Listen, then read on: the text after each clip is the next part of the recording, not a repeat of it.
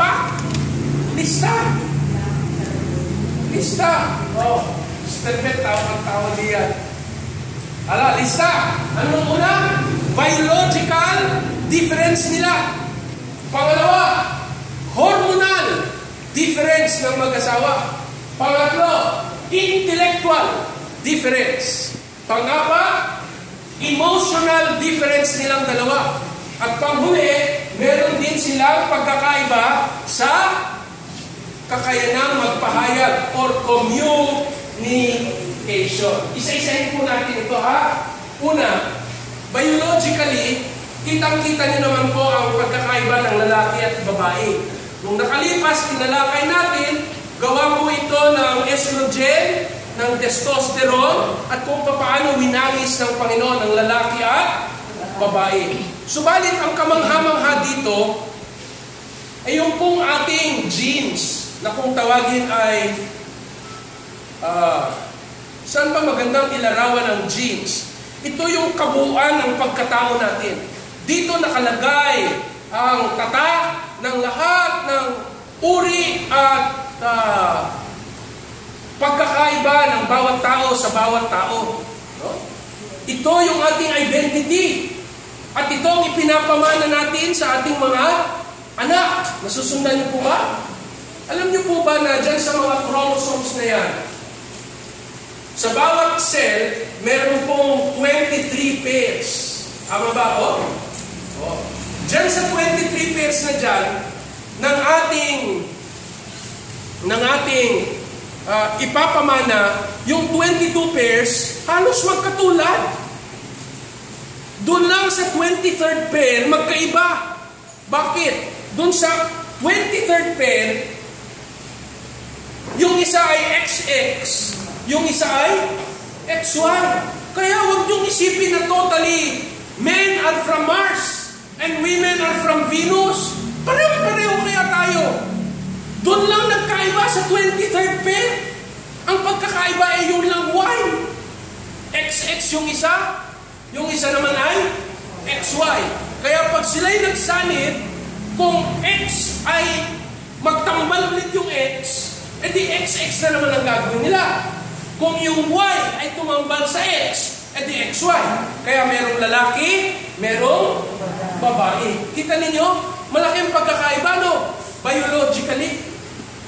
Pero sa kabila ng pagkakaiba nila, marami rin silang magkapareho.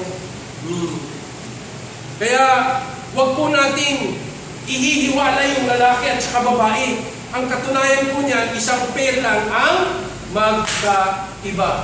Siyempre, yung lalaki, with all masculinity, mas malakas kaysa sa babae physically, in terms ng itong upper body, mula po dito sa ating dibdib, kasama yung anong part dito ng katawan natin, yung ating lungs, papaitaas, mas malaki ang physical strength ng lalaki. 55% better o stronger kaysa kapareha niyang babae. Pero ang lakas ng babae, wala doon sa baraso. No? Ang lakas ng babae sa kanyang kakayanan na umangkop, adaptability. Yun ang lakas ng babae. Kaya bago tayo mga lalaki magmalaki, bago tayo magmalaki ng lakas natin, alalahanin natin na yung mga babae yan, sa loob ng 9 na buwan, dito, pabay-baba, may dala sila, at pabigat ng pabigat, at iiiri pa nila. 3 beses kang mahay ng shabu, hindi mo pa kayang iluwal yung anak mo. O sige, yung mga nagmamalaki sa mga dibdib nila, sige, kayong lagyan ng bata dyan sa inyong sinapupunan. Tingnan ko kung madala ninyo ng 9 na buwan. Yung hindi mapakali. Habang lumalaki yung mga batang yon sa loob ng kanilang sinapupunan, hindi maintindihan ang pag-upo, ang pagbiling, hirap na hirap. Hindi ko talaga ma-describe ito. Hindi naman ako dumanas nito eh. Pero alam ko, dahil nakita ko ng aking asawa, yung amin pong pangalawa, yun ang pinakamalaki na iniluwal. Oh, she was 8.6 pounds. Hindi niya, Yung dalawa sa mga anak ko, iniluwalhad sa Mamsi. Isa lang ang sa Palawan. Kaya nung liluwalhad yung mga anak ko, nakita ko talaga lahat ang bigat, ang laki. Sabi ko, paano ito napagkasya dyan? At paano ito na ipalabas? Hirap na hirap. Kaya bago tayo magmalaki ng mga bisig natin, at pagka kung minsan pa natutukso tayong manakit ng ating asawa, ay nako, talagang ayaw ko lang matulad kay Duterte. Sa lahat talaga ako yamot na iyamot. Pagka ginagamit ng lalaki ang kanyang lakas laban sa babae, sapagkat hindi doon nilaan ng Panginoon ang kalakasan ng lalaki upang saktan ng babae. Kaya mga lalaki, tanggalin na natin sa isipan natin yan. Makipagtagisan tayo kasi sasabihin ko sa inyo, lalo dyan sa intellectual, mas higit ang ating kakayahan dyan sa mga babae na yan. Kaya bakit mo dadaanin sa barasuhan?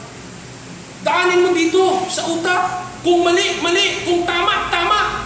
Pero yung ikaw ay manapa. At pahirapan mo yan.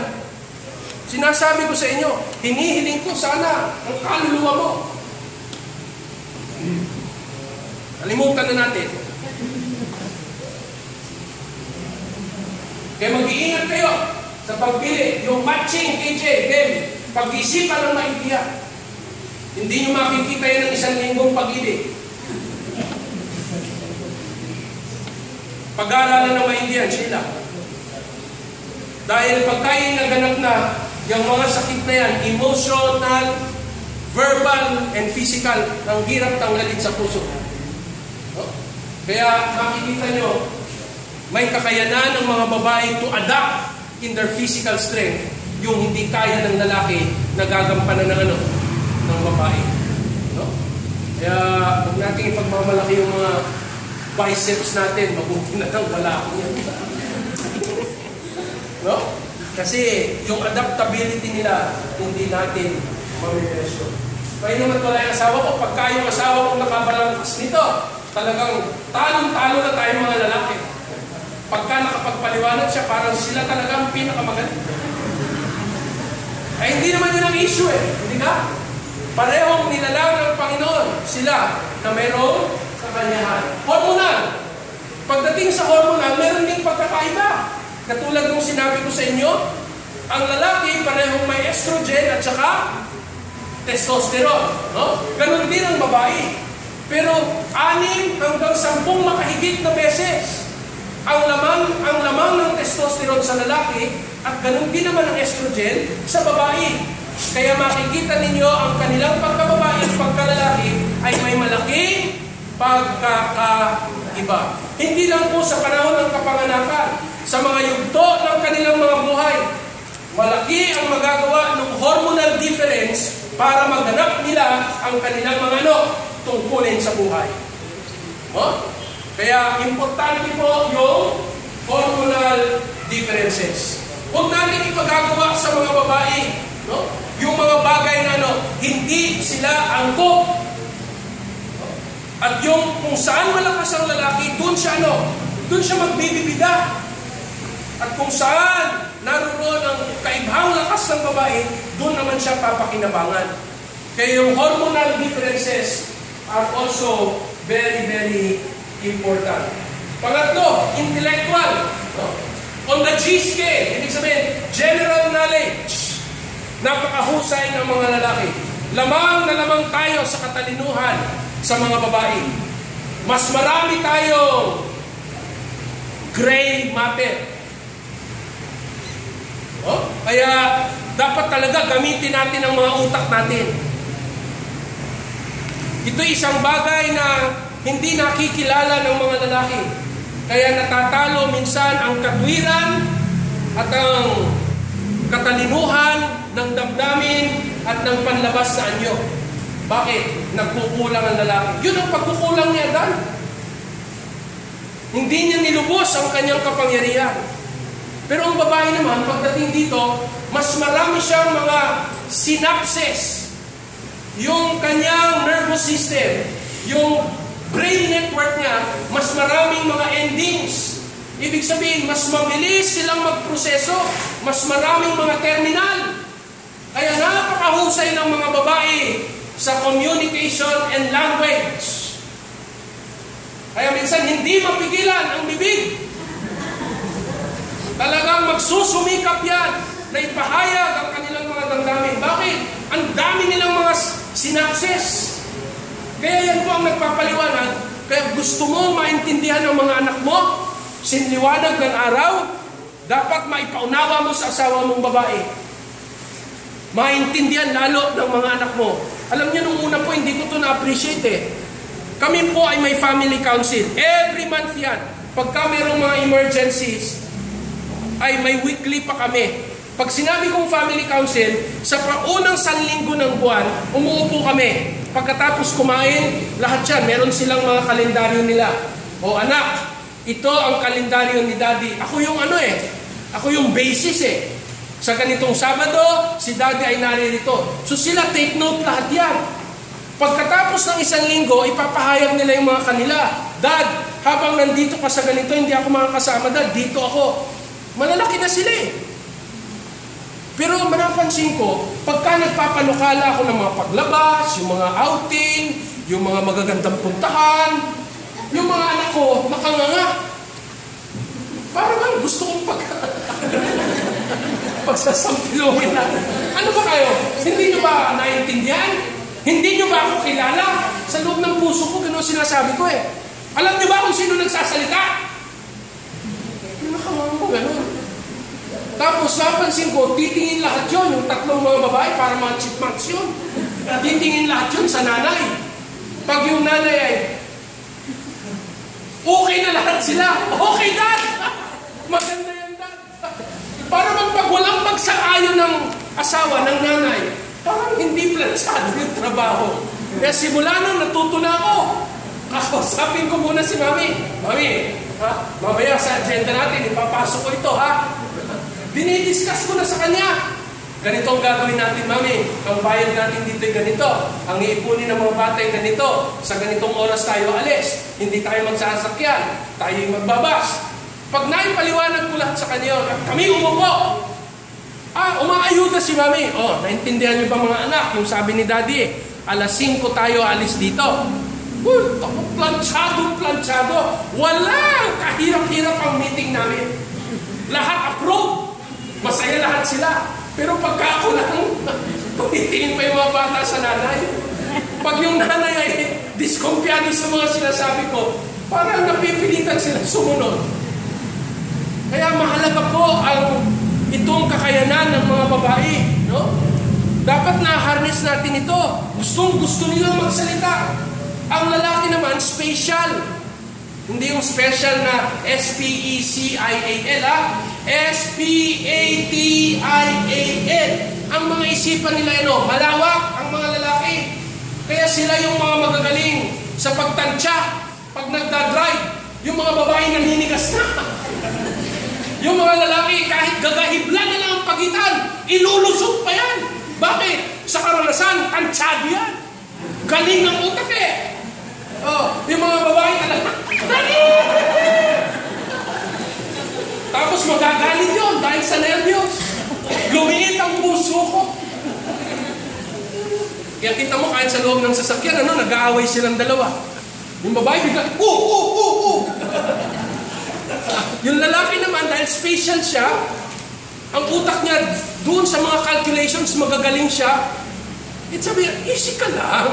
Pasok na pasok yan, pasok. Tama ba yung sinasabi ko? Pero yung lalaki, focused siya. Isa lang ang kaya niyang pagtuunan ng pansin. Yun ang kakayanan ng utak niya Ay yung babae, kahit sabog-sabog, kaya niyang sabay-sabayin.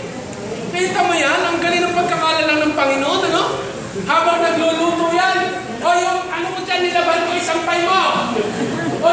Yung bayarin sa kuryente, ako na bahala yung mamaya. Yung anak ko, susunduin mo na las dos. Galing. Sabi ko, hindi ko na kayang gawin yun. Pero yung mga nanay, yung mga asawang babae, kayang-kaya. Maliban na lang, sandamukan na tamad yung babaeng yan. Walang natutunan sa mga magulang. Pero nalaki ng kakayanan ng mga babae. Do they conflict? Do they compete? No. They supplement and complement each other. Ang lalaki at ang babae. So doon na tayo sa emotional. Yung mga lalaki, parang pagka tinignan mo, kulang sila dito. Pero sa totoo, napaka-emotional ng lalaki. Ang wala lang sa lalaki ay yung expression. Ang babae, less emotional, pero very expressive. Because they come in little but frequent. Ang lalaki, big, but ano yung kabaliktaran ng frequent? Seldom. Seldom. No? Very seldom. Kaya pagka sila'y nagalit, talagang parang bumagyo. Parang pumutok ang bulkan. No? Kaya importante po talaga na nagko-compliment sila. Isipin mo, kung magsisipag-asawa ay puro mga lalaki-lalaki, ay patawarin ako. Puro mga babae-babae, hindi magko-compliment yung limang yan. Laking gulo niyan. Kaya patawarin niyo ako kung ako may nagkakaroon ng bias dyan sa mga bagong tuklas ng mga relasyon. Dito pa lamang sa usapin na ito, hindi na aakma sa panukala ng ating Panginoon. Sapagkat nilalang tayo na may built-in compatibility sa ating wangis ng ating Panginoon. Pagdating sa communication, katulad ng sinabi ko sa inyo, talagang matitindi ang mga babae. Sila ang mga natural linguist. Yung mga kapitbahay nila, subukan mo. Pagka yan ay sanguine, yung asawa mo, sanguine yan, lahat ng mga salita ng mga kapitbahay mo, alam na yan. Ay, maniwala ka. Matagal na ang 3 buwan, matutukoy lahat yan. They are naturally linguists. Kaya yung tanong nyo sa akin ay, bakit may asawang babaeng nagbububunga nga? Mamaya po sasagutin ko yan. Pero alam nyo na marahil they have a need to express themselves. Napakahalaga po ng mga bagay nito. Ano pong tinutukoy sa atin sa pagpapaliwanag ng mga bagay na itong pagkakaiba sa lalaki at babae? Nilalang tayo ng Diyos, bagamat magkaiba, ay pinapag-iisa niya sa diwa ng pag-ibig. Tingnan niyo pong pagkakaiba, Saan ang mga babae dyan? Yung mga babae ay right brain, sabi nila. Yung mga lalaki daw ay left brain. Pagka nag-iisip ang mga babae at ang pinaiiral ay yung damdamin, yung lalaki, yung logic lang ang basihan niya. Kung meron mang feeling, napakababa. Isipin mo kung ang lahat ng tao dito sa mundo, puro lalaki. Dinumero tayo, mapipredict. Because A plus B equals C. Kahit balik-balik tayo may formula yan. Yun ang takbo ng utak ng lalaki. Pero ang babae iba. No? Sinasaalang-alang niya ang damdamin. Kung gawin ba natin yan, Dad, matutuwa pa naman yung anak mo. Saka pa lang tayo, mga lalaki, saka pa lang tayo magigising sa katotohanan. Siya nga, Siya nga. Kaya alam ninyo talagang sa banal, sa mabuting aklat, malaking pagpapala ang babae na ipinagkakalob sa lalaki na may takot sa Diyos. Talagang virtuous woman are God's gift to holy men. Kaya hangarin natin yun. Hindi yung makita mo lang ang tibak, siya na! Hindi ang basihan mo yung six-pack abs, no? Kundi yung kanilang relasyon at ugnayan sa Diyos. Ang tinitingnan ng babae, big picture, yung kabuuan. Yung lalaki naman ay naroon sa focus, sa detalye. No? Ang nakikita ng lalaki ay AAA battery ang gamitin. Yung babae, ang nakikita niya mas malawak pa kaysa doon sa flashlight na nangangailangan ng baterya. Baka naman pwede rin gamitin yung lampara. O kaya magkandila. Yung lalaki, isa lang ang focus niya. Pag brown out, baterya para sa flashlight. Yun lang. Pero yung babae mas malawak. No? Mas marami siyang naiisip. No? Kaya mahina naman yung babae sa detalye. Pagka sinabi mo, Mami, ang bilhin mo ay yung DDoS na pako, ha? Ay basta pako lang. Nakabili, okay na. Hindi nga DDoS nga ang kailangan. Dahil hindi sila ganon. Sana po sa pag-aasawa, huwag nating babaguhin yung mga asawa natin. Hayaan natin mangibabaw sa kanila ang wangis ng Panginoon kung paano sila nilalang. No? Kasi pag binago natin yung mga asawa natin, parang tayong nagpa-bulldoze ng Mount Makiling. Para tayong nagpatigil ng Yolanda na bagyo. Hindi talaga mangyayari yun eh. Naintindihan nyo mga magulang? No? Kaya importante na mamuha natin yan. Ang babae ay malawak ang imagination. Yung lalaki naman ay puro facts. No? Kailan ba yan nangyari? Sino bang nandun? Pero yung babae, iba ang kanyang pananaw. Nakikita ng babae ang larawan. Ang lalaki nakikita niyang mga salita. No? Philosophy ang babae.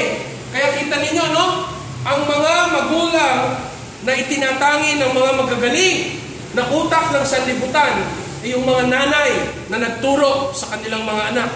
No? Wala tayong Einstein kung walang nanay na nagsakripisyo. Diba? Wala tayong magagaling na kinikilala nating mga tao kung walang mga nanay na nagturo sa kanila ng mga ganda mga filosofiya. No? At ang mga nanay towards religion. No? Ang lalaki naman ay saan? Sa math and science. Pero sa ginagawa kasi natin ngayon sa ating mga anak, nawawala na itong difference na ito. At nagiging pagtatalo ng lalaki at ng babae. Sa mga bagay na ito ay sana'y nakita ninyo na nais ng Panginoon at nilalang niya tayong magkaiba. No? Gusto ko pong pagkukulan natin ito ng pansin bago tayo matapos ngayon. Bago ikasal ang mag-asawa, bagamat nauuna yung kanilang mga damdamin, ang nagiging basihan ng kanilang pagpapasya.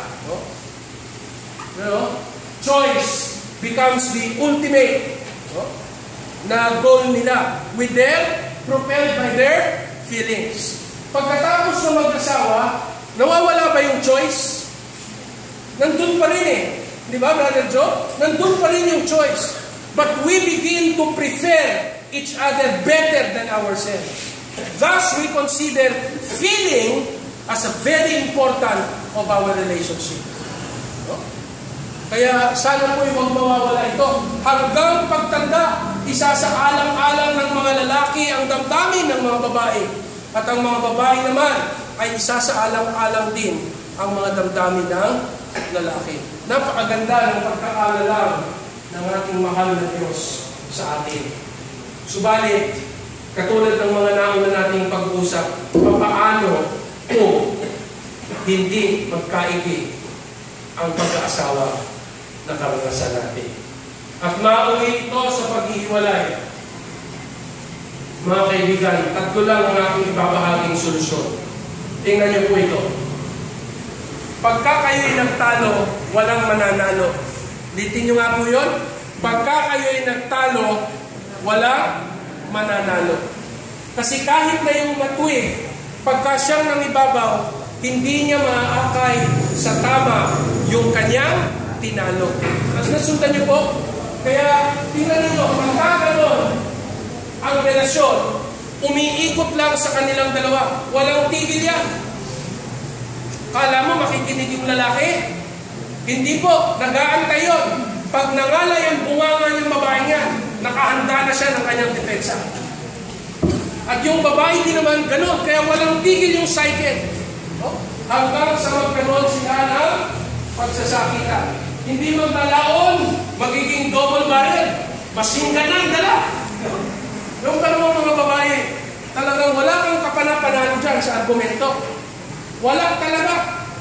Tapos kahit na nagsettle na kayo, parang computer yan, sinisave sa USB. Pagka nagkaroon ulit ng sigalot, i-retrieve yan, isasaksak ulit ng USB.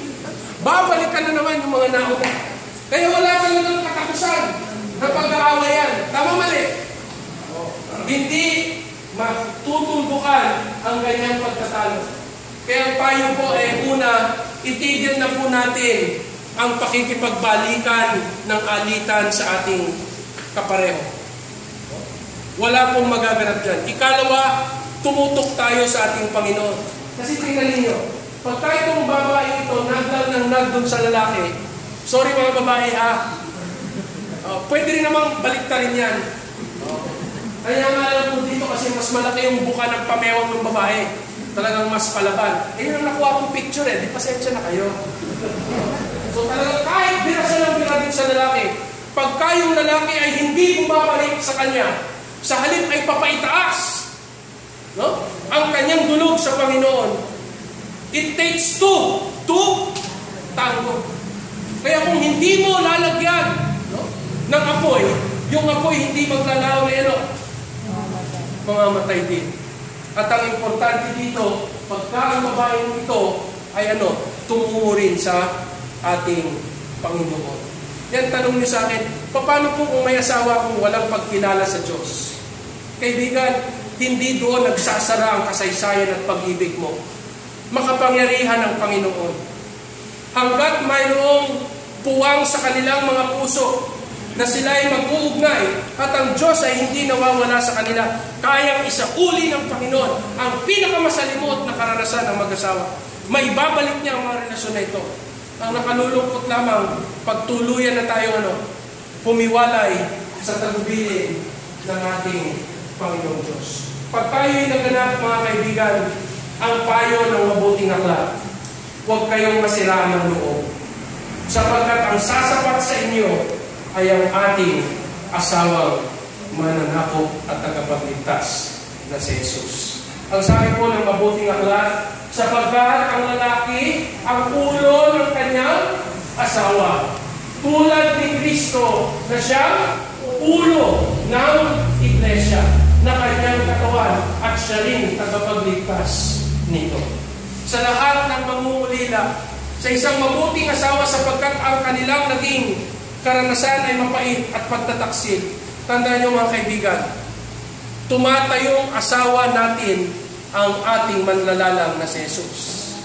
Siya lamang ang sasapat sa mararamdaman mong kakulangan ng iyong buhay. Wala nang iba pang makapupuno.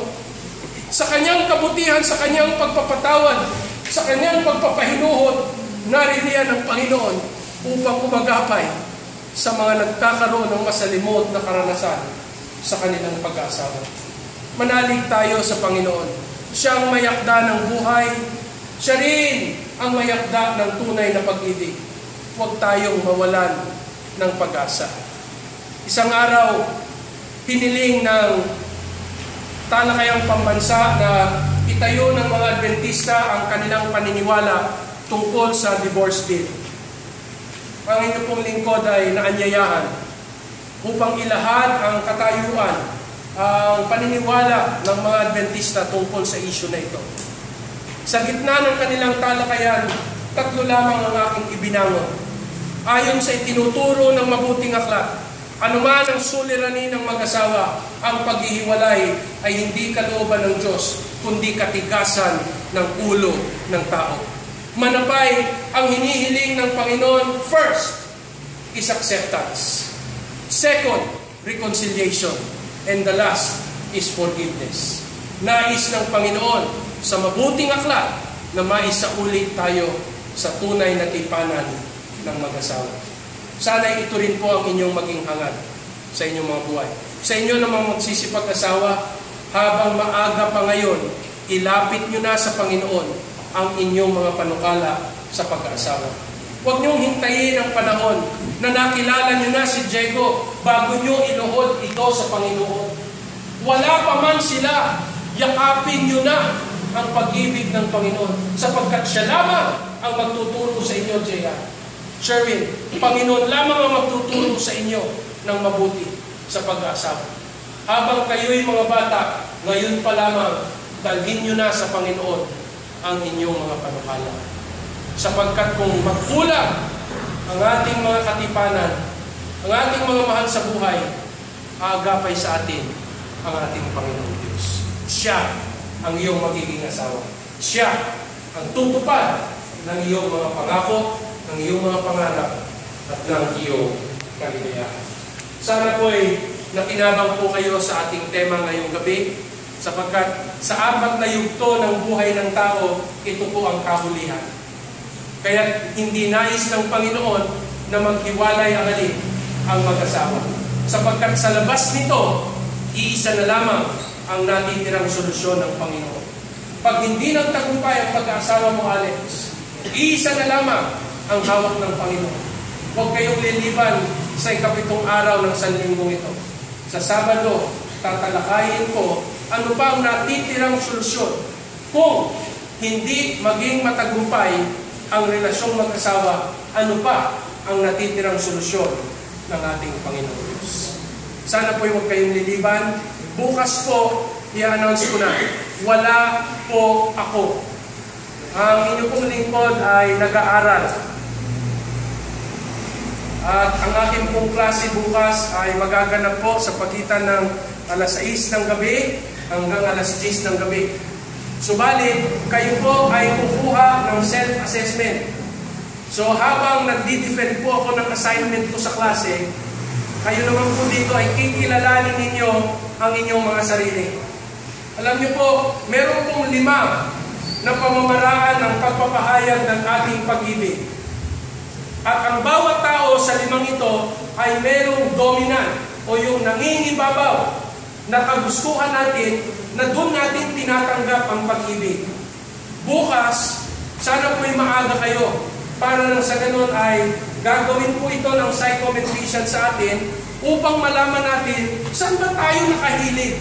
Ano bang expression of love natin? Yung bang sa mga salita na napapakinggan natin? O baka dun sa mga gawa na ginagawa sa atin? No? Pag hindi natin alam ito, bigay ng bulaklak sa asawa natin, yung palang gusto niya ay acts of kindness. Kaya walang halos kabuluhan yung gagakuro ng bulaklak na ibinibigay mo sa kanya. Bakit? Ang hinahanap pala niya yung mga gawa ng kabutihan sa iyo. Bukas, aalamin po natin yan. Sapagkat sa Biyernes, tatalakayin ko po sa inyo kung paano nyo magagamit yung mga lingwahe ng pag-ibig para po sa mas tapat na pagsasama sa pagitan ng mga anak at mga magulang, mga mag-aasawa, magkasintahan, magkakaibigan, at magkakapatid. Sana po'y walang mawawala sa inyo. Po? So, DJ?